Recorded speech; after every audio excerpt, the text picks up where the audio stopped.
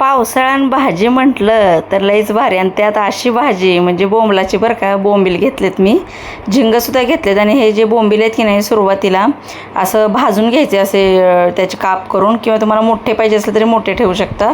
आणि भाजून झाल्यानंतर 3दा स्वच्छ पाण्यात धुवायचं आणि मग ह्याची भाजी करायला घ्यायची. आमची आई अशीच करायची म्हणून मी पण आता अशीच करते. आणि इथे मी मसाला जो घेतला आहे की नाही, कांदा टोमॅटो खोबरं भाजून घेतलेलं आहे आणि त्याच्यातच मी लाल तिखट काश्मीरी लाल मिरची पावडर आणि आमच्या गावचा येसूर टाकला आहे बरं का.